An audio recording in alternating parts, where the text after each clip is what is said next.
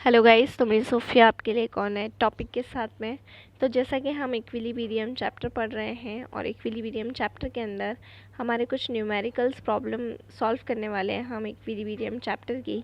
ठीक है, तो हमारी जो अगली प्रॉब्लम है वो क्या है, बात करते हैं अगर हम इक्विलिब्रियम पर।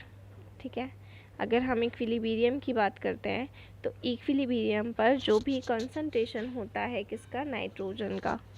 इक्विलिब्रियम पर नाइट्रोजन का जो भी कंसंट्रेशन होता है, ऑक्सीजन का जो भी कंसंट्रेशन होता है वो दिया हुआ है। जैसे इक्विलिब्रियम के ऊपर नाइट्रोजन का कंसंट्रेशन दिया हुआ है 3.0 इंटू 10⁻³ मोल। ऑक्सीजन का दिया हुआ है 4.2 इंटू 10⁻³ मोल। और इससे हमें क्या मिल रहा है, जब नाइट्रोजन और ऑक्सीजन ये दोनों आपस में रिएक्शन कर रहे हैं तो हमें मिल रहा है नाइट्रिक ऑक्साइड, जिसको हम कह रहे हैं NO।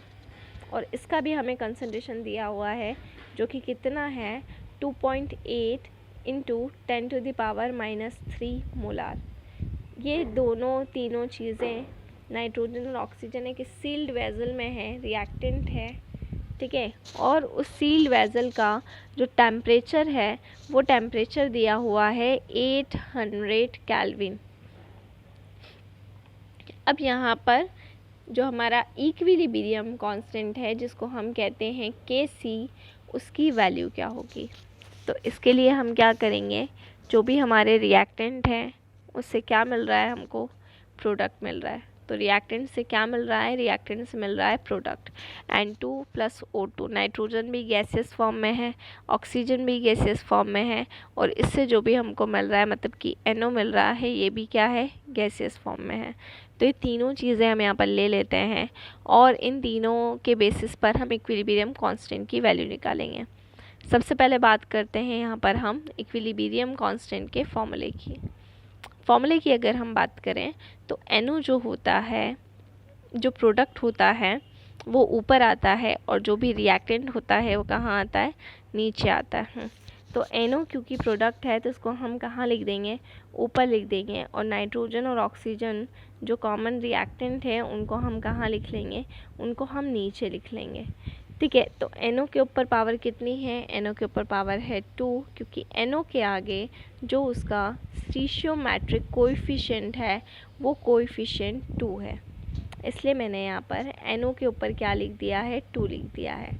नाइट्रोजन और ऑक्सीजन इंडिविजुअल रहेंगे, इसलिए नाइट्रोजन के ऊपर भी 1 रहेगा और ऑक्सीजन के ऊपर भी क्या रहेगा, 1 रहेगा। यहाँ पर जो भी मेरा NO है मतलब कि प्रोडक्ट है, उसकी जो भी वैल्यू है उसको हम ऊपर लिख देते हैं। N2 जो नाइट्रोजन है उसकी वैल्यू मैं नीचे ले लेती हूँ, और O2 जो ऑक्सीजन है उसकी वैल्यू भी मैं लिख दूँगी। तो जैसा कि क्वेश्चन में मुझे NO का कंसंट्रेशन दिया हुआ था 2.8 इंटू 10⁻³ मोलार, ये मैंने लिख दिया है। फिर N2 की वैल्यू लिख दिया और फिर O2 की वैल्यू लिख दी है। सबसे पहले 10⁻³ जो है वो 10⁻6 हो जाएगा ऊपर, और नीचे भी हो जाएगा 10⁻6। जब 10⁻6 ऊपर जाएगा तो वो हो जाएगा 10⁻+6, और 10⁻+6 से 10⁻6 जो है वो क्या हो जाएगा, कैंसिल हो जाएगा।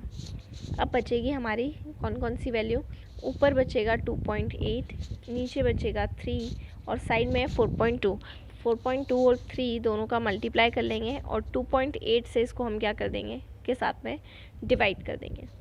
जब डिवाइड करेंगे तो यहाँ पर जो हमारा आंसर हमको मिलेगा वो मिलेगा 0.622।